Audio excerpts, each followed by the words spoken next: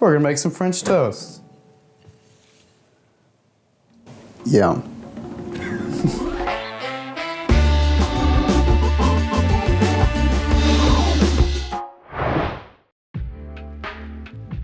So what you're gonna need is half a teaspoon of cinnamon, 1 teaspoon of vanilla, a 1/4 cup of milk, 1 egg, and 4 slices of your favorite bread.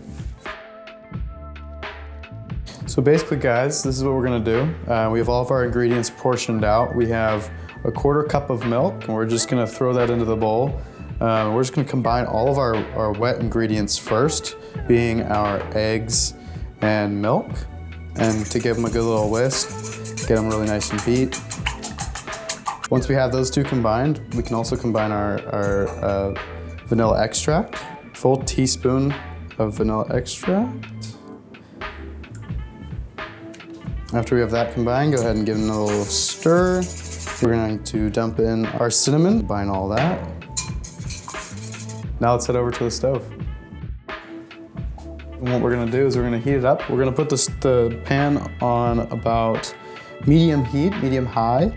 And I like to cook my French toast in some butter to add some extra fat, because we all know that fat is flavor.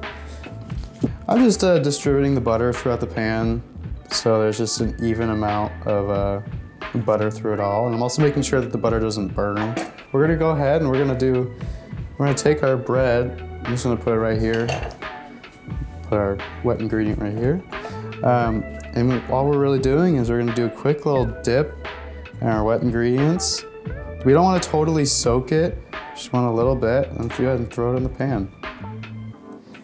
What day do eggs hate most? I don't know. Friday. Yeah, so as we're waiting for it to cook, we're really just watching those edges.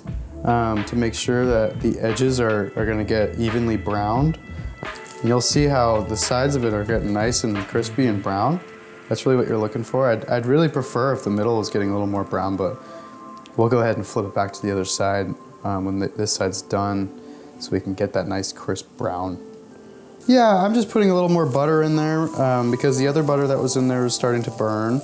So I like to add some fresh butter in there just to kind of keep it from getting super black and brown. I mean, that brown butter taste is actually really good. It's a really nice taste. Ooh.